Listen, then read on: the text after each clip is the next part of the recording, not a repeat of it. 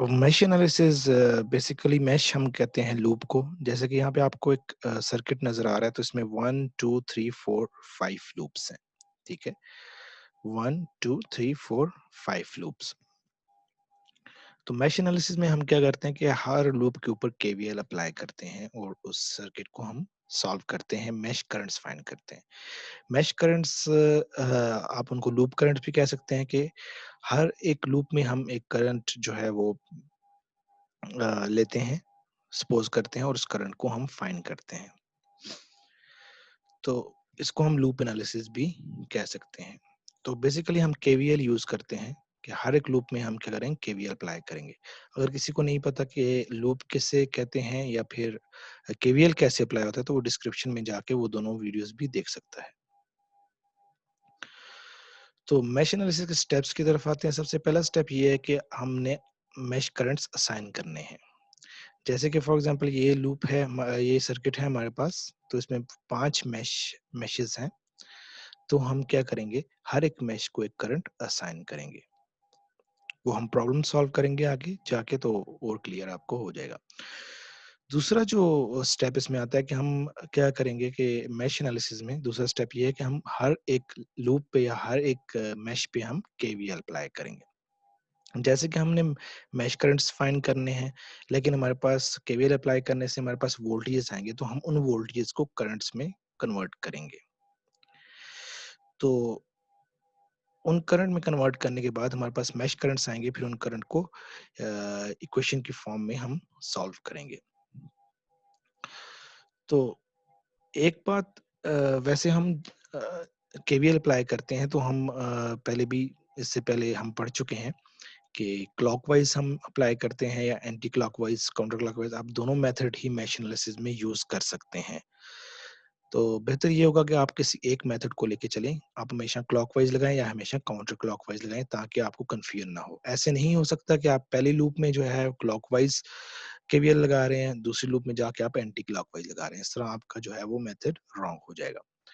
तो इससे रिलेटेड हम एक एग्जांपल सॉल्व करते हैं, जिससे आपको पता चल जाएगा कि मैश एनालिसिस बेसिकली क्यों यूज होता है और सर्किट एनालिसिस में, सर्किट सॉल्व करने में ये कितना कारआमद है। तो यहाँ पे हम आपको सर्किट नजर आ रहा है जिसमें क्या है, 2 लूप्स हैं। तो सबसे पहले हम क्या करेंगे, दोनों को हमने करंट, मैश करंट असाइन कर दिया। एक को मैंने I1 कर दिया, दूसरे को I2 कर दिया। इस प्रॉब्लम में हमने क्या फाइंड करना है, मैश करंट्स फाइंड करने और ब्रांच करंट्स फाइंड करने। अब ब्रांच करंट और मैश करंट हमारे पास डिफरेंट होते हैं। ब्रांच करंट, अब देखिए यहाँ पे I1 एक ब्रांच करंट है जो 5 ओम से पास हो रहा है, और ये I1 जो है ये क्या है, ये करंट वो है जो हमने सपोज किया है। तो इसको हम कंसिडर करते हैं कि ये यहाँ से, इस पॉइंट से स्टार्ट हो रहा है और वापस इस पॉइंट में एंटर हो रहा है। इसको हम मैश करंट कहते हैं। तो इसीलिए मैश करंट हमारे पास ब्रांच करंट से डिफरेंट हो सकते हैं, बहुत जगह सेम भी होंगे। अभी हम इस प्रॉब्लम को सॉल्व करेंगे तो आपको ये ज्यादा क्लियर हो जाएगा। तो सबसे पहले मैश एनालिसिस को लेते हुए हम ब्रांच करंट्स भी फाइंड करेंगे और मैश करंट्स भी फाइंड करेंगे। सबसे पहले मैश करंट्स फाइंड करते हैं। तो हमने सबसे पहला स्टेप अप्लाई किया कि हमने हर मैश में, यहाँ पे 2 मैश हैं, तो हमने हर मैश में क्या किया कि एक करंट को हमने सपोज किया, क्लॉकवाइज सपोज किया। तो दोनों करंट्स को मैं क्लॉकवाइज सपोज करूंगा। अगर आप काउंटर क्लॉकवाइज कर रहे हैं तो दोनों करंट्स को आप काउंटर क्लॉकवाइज सपोज करेंगे। तो इस मैच में मैंने सपोज किया कि I1 फ्लो हो रहा है, इसमें I2 फ्लो हो रहा है। तो सबसे पहला, सबसे फिर सेकंड स्टेप हमारे पास क्या आता है कि हम इन मैशेस में केवीएल अप्लाई करते हैं। सबसे पहले पहली मैश में केवीएल अप्लाई करूं, तो केवीएल में आपको पता है कि हम इस पॉइंट, कोई भी एक पॉइंट है वहां से आप स्टार्ट करेंगे, तो वापस उसी पॉइंट पे आएंगे तो आपकी मैश या लूप कंप्लीट हो जाएगी। तो यहाँ से हम केवीएल अप्लाई करते हैं इस पॉइंट से। तो आपको पता है कि हम इससे पहले पढ़ चुके हैं केवीएल। तो अगर किसी को केवीएल का नहीं पता तो वो डिस्क्रिप्शन में जाके वो वीडियो भी देख सकता है। तो इस पॉइंट से आप स्टार्ट करेंगे तो आपके सबसे पहले वोल्टेज क्या होगी, -2 प्लस। तो इस वोल्टेज को हम लेंगे नेगेटिव, -15। उसके बाद जो 5 ओम के आपके पास 5 ओम के क्रॉस आपके पास वोल्टेज आ रही है, ठीक है, वो आपके पास, आपको पता है रजिस्टर के क्रॉस आपके पास क्या होती है, वोल्टेज हमेशा ड्रॉप होती है, इसलिए उसको हम हमेशा प्लस लेते हैं। रजिस्टर के क्रॉस आप वोल्टेज हमेशा प्लस लेंगे। तो ये माइनस से प्लस है हमारे पास वोल्टेज, -2 प्लस। तो इसको हमने -15 लिया और रजिस्टर के क्रॉस हमारे पास वोल्टेज होगी वो प्लस होगी। तो इसके क्रॉस वोल्टेज जो ड्रॉप हो रही है उसको हम डायरेक्टली ओम्स लॉ से हम इसको करंट की फॉर्म में लिख सकते हैं, जैसे V is equal to I R, तो I यहाँ पे I1 है और R क्या है 5, तो 5 इंटू I1 इसको मैं लिख सकता हूँ इस वोल्टेज को जो यहाँ से फ्लो हो रही है। तो जैसे कि मैं मैश करंट को लेके चल रहा हूँ, तो मैं ये वाला करंट लिखूंगा 5 into I1 plus 5 into I1 plus 10। अब यहाँ पे क्या प्रॉब्लम हमारे पास आ रही है कि ये 10 ओम जो है दोनों लूप से हमारे पास कॉमन है। तो अगर हम मैश करंट्स को देखें तो इस 10 ओम में हमारे पास दोनों करंट्स फ्लो हो रहे हैं, I1 भी I2 भी, क्योंकि ये ब्रांच जो है दोनों लूप्स में कॉमन है। तो 10 ओम के क्रॉस हम क्या करेंगे, हम ऐसे लेंगे, अगर आप इस साइड से क्लॉकवाइज आप इसके ऊपर एनालिसिस लगा रहे हैं, तो आप क्या करेंगे कि जो करंट जिस लूप में आप, उस लूप को ऐसे लिखेंगे +10, ठीक है?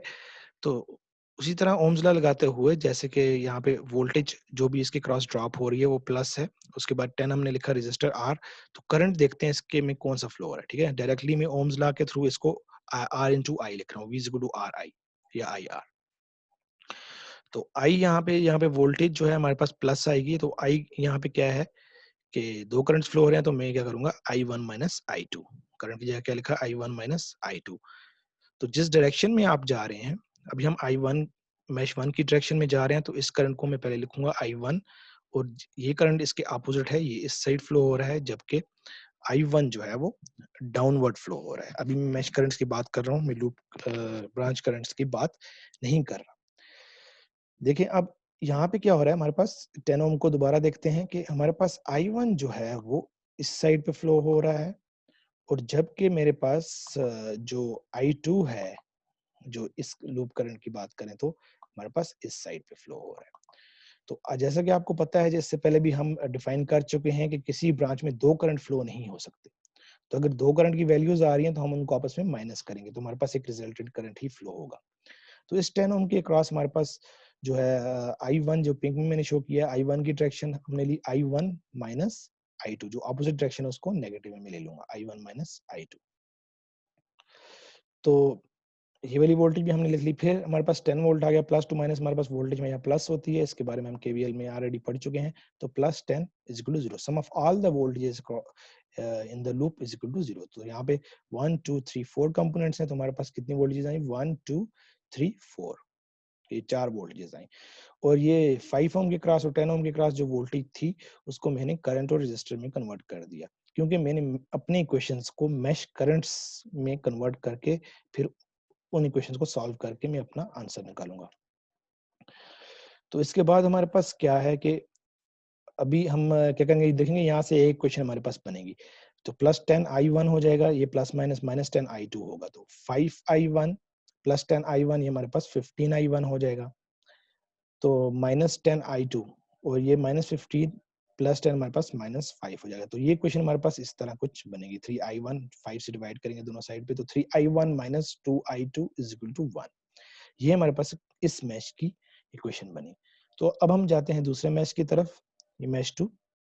तो मैश 2 में क्या हो रहा है कि हम यहाँ से स्टार्ट लेंगे इस पॉइंट से, तो इस मैश में हम केवीएल अप्लाई करेंगे। तो मैश 2 में हमारे पास सबसे पहले जो है वो, ठीक है, इस पॉइंट से स्टार्ट करें या इस पॉइंट से स्टार्ट करें, वो एक ही बात है। तो यहाँ पे हमने इस पॉइंट से स्टार्ट किया, तो इस पॉइंट से हम स्टार्ट करें तो सबसे पहला करंट क्या है, 6 में से जो मैश के करंट्स को हम ले रहे हैं, तो ओम्स लॉ के through 6 into I2 is equal to IR। तो इसके बाद जो वोल्टेज है, इसके बाद ड्रॉप होती है, जो ड्रॉप वोल्टेज होती है वो हमेशा पॉजिटिव के साथ लेते हैं, तो इसलिए 6 I2 के साथ साइन भी पॉजिटिव आएगा। +4 है, ये भी रजिस्टर है, इस पे भी वोल्टेज ड्रॉप हो रही है, तो 4 ओम के क्रॉस जो वोल्टेज है उसको हम अगर ओम्स लॉ के थ्रू करंट में कन्वर्ट करें, तो V is equal to IR 4 into I2 हमारे पास आ जाएगा। तो उसके बाद ये आ गया माइनस से प्लस, हमारे पास वोल्टेज प्लस से माइनस, हमारे पास माइनस से प्लस हमारे पास वोल्टेज क्या होती है, -10 होती है, जो हमने यहाँ पे लिख दी। उसके बाद क्या है कि रजिस्टर के क्रॉस हमेशा वोल्टेज ड्रॉप होती है, इसके साथ प्लस लिखेंगे 10। तो अभी हम इस डायरेक्शन में जा रहे हैं, इस डायरेक्शन में, ठीक है। जब हम इस डायरेक्शन में जा रहे हैं, जब हम इस डायरेक्शन में जा रहे हैं, अभी हम इस मैच में इस डायरेक्शन में जा रहे हैं, तो हम क्या करेंगे, I2 माइनस I1 करेंगे। 10 ओम के क्रॉस हमारे 10 ओम में से कौन सा करंट फ्लो हो रहा है, I2 माइनस I1। तो ओम्स लॉ के थ्रू उसी तरह V is equal to IR, तो I क्या है, I2 माइनस I1, और R क्या है, यहाँ पे 10 है। तो हमने इस वोल्टेज को भी हमने किस में कन्वर्ट कर दिया, करंट की फॉर्म में। तो फिर इसको सॉल्व करेंगे 6i2 प्लस 4i2 ये 10i2 हो जाएगा 10i2 प्लस 10i2 20i2 हो जाएगा माइनस 10i1 इज 10 उस साइड जाके 10 प्लस 10 हो जाएगा। तो 10 से हम पूरी इक्वेशन को डिवाइड करेंगे i2 वाले टर्म्स i2 में ऐड करेंगे i1 वाली i1 में और 10 से दोनों साइड पे डिवाइड करेंगे या 2 से आप दोनों साइड पे 10 से आप दोनों साइड पे डिवाइड करेंगे तो आपके पास ये क्वेश्चन बनेगी i1 is equal to i2 minus 1। अब दो इक्वेशंस बन गई हैं, हमारे पास दो ही वेरिएबल्स हैं। जैसे हम पहले ही पढ़ चुके हैं कि हमारे पास अगर दो वेरिएबल्स हों, दो इक्वेशंस हों तो वो इजीली सॉल्व हो सकते हैं। जितने नंबर ऑफ वेरिएबल्स हैं उतनी नंबर ऑफ इक्वेशंस हैं तो उनका सॉल्यूशन हमारे पास एक्यूरेट आ सकता है। तो यहाँ पे दो इक्वेशंस हैं, इन दोनों इक्वेशंस को आप किसी भी मेथड से सॉल्व कर सकते हैं, कंपैरिजन से, क्रेमर रूल से, मैट्रिसेस से या फिर एडिशन से, सब्ट्रैक्शन से। तो यहाँ पे हम सब्स्टिट्यूशन मेथड से सॉल्व करते हैं। सब्स्टिट्यूशन मेथड से जब इसमें सॉल्व करूंगा तो हमारे पास क्या हुआ कि इस इक्वेशन की वैल्यू i1 की वैल्यू मैंने यहाँ पे पुट कर दी। तो i1 की वैल्यू जब यहाँ पे पुट करेंगे, ठीक है, इस i1 की वैल्यू इस इक्वेशन से उठा के यहाँ पे पुट करेंगे तो इक्वेशन में सिर्फ i2 की वैल्यू रह जाएगी, क्योंकि i1 की जगह मैं लिखूंगा 2i2 minus 1। 3 2 6 हो जाएगा, 3 in 3 minus 3 हो जाएगा, 6i2 minus 3 minus 2i2 is equal to 1 हमारे पास आ गया।